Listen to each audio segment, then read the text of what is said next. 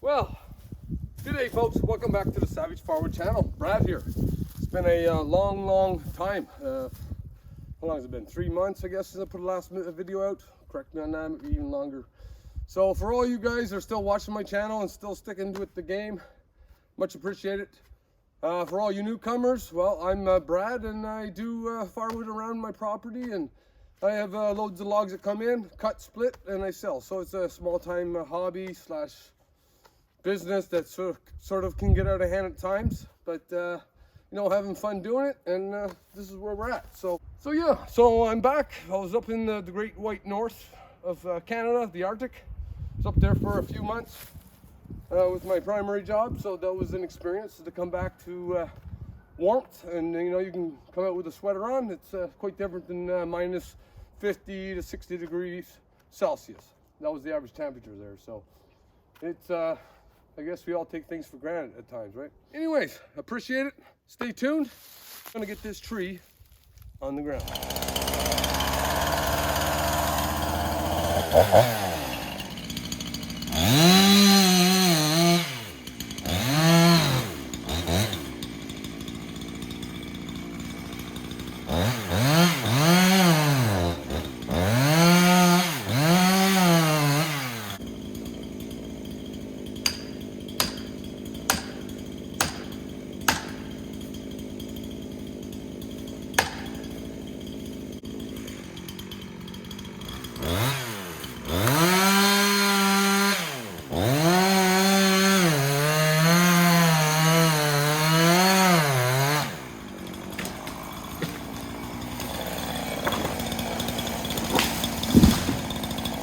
Here we are.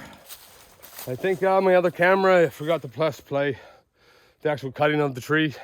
It's actually a good one. But here we're at. A good piece of timber here. And straight's and narrow, decent size.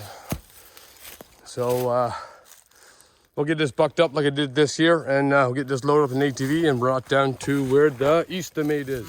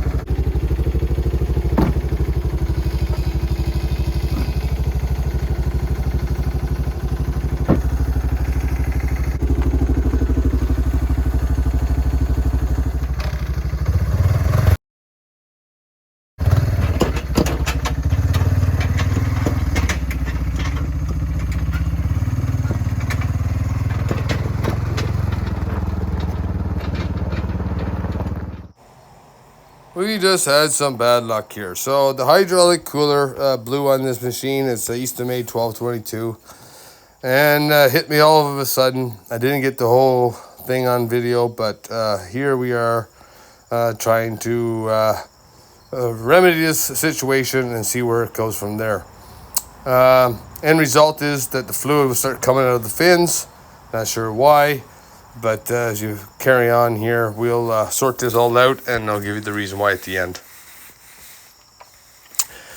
So what we're doing right now is removing the cooler from the Eastonmade 1222. It's not a big job. You got 1, 2, 3 fittings using an adjustable wrench, and we also have a temperature sensor as well included with, or is required to remove from here. So what we're doing is just remove the bolts off the supporting bolts from the top. You can see it's loose. The bottom's already been loose. Took them off and moved it over to a station that was the closest to my wood yard. Ideal, not the same or the ideal place, but it worked. So what I'm doing here now is switching over the components from one to the other. So the new one being the one that's on the seat of the ATV, and the one that's in the oil pan is the one that's damaged. Don't know exact cause. I know there's the mod out. My machine had the mod. There was one thing that was not in completion of that mod. There was one adapter fitting off the main hydraulic manifold, and I removed that. So I don't know if that was the restriction behind the scene, but I had the extra hose to the filter. I can go into greater detail if required for anyone that's not sure what's going on, or you can contact Eastonmade and they will sort you out. I mean, I gotta tell you, this thing went down. I was down for about a week, but it happened to be on the time that they were on holidays, so I wasn't there to bother them, as we all deserve that initial break. But outstanding people. For me, I'm lucky. I just drove down there. It's about half an hour for me to acquire the part. But outstanding people, very friendly environment. You know, it's a place. And then see these machines in real life. When I was down there, I saw the processors, and I missed Andrew by a bit, I guess. But there'll be another time for that. But yeah, outstanding. It was outstanding, everything, man. When it comes to their production and how things are run there, and the people that actually work there. Down to earth, relax, you know. And then when you're requiring assistance from yourself for your equipment, they're right there to help you. So I don't know what to tell you. For any bad news that might be out there, they're either there being vindictive or just want to cause problems, like a lot of people in the world. As we all know, as YouTubers, there's always a lot of people out there that like to give you a bad name or say bad things or make up stuff or whatever. So, you know, true, you know, as you know, hard workers in this world, and whatever, you know, the truth will be found. Anyways, we're getting back to the subject here. So everything's all switched over for the most part. Draining off a little bit of fluid in the bucket and putting replacement plugs from the new one to the old one. Now we're into cleaning the surface area that sprayed all with hydraulic fluid. We're getting that all sorted out here now. Hence my rag on my shoulder, because it was a bit of a mess. Not the end of the world though. It's not a huge repair. 4 bolts that hold the hydraulic cooler together. So here we see now we're replacing it. So you got, like I said, you got your 3 lines, 1, 2, 3, and then you have your temperature sensor. You have to switch over. Not rocket science into it, people. So at the end of the day, you know, if you got some tools, adjustable wrench, and I use fan of, but in this case, instead of having to bring back 101 different sizes of big wrenches in the one inch to plus category, adjustable wrench works fine. But you're going to lose some hydraulic fluid. It's AW32, I believe. The sticker will usually be on the machine to let you know on the replacement, or you can collect it all if you guess, or if you can collect it all. Majority of the time, a lot of it just goes all on the ground. But either way, very simple fix, nothing major here. Back up and running within the week, and a lot of that was because they were on leave. But at the end of the day, they've been there, they've been helpful, no issues. So here we are, brand new machine, a brand new cooler. The machine is about 4 years old, and I have no complaints to say. This thing pushes out wood like there's no tomorrow. As I say, Eastonmade #1. So anyways, I'm just going to carry on here, finishing up this stuff.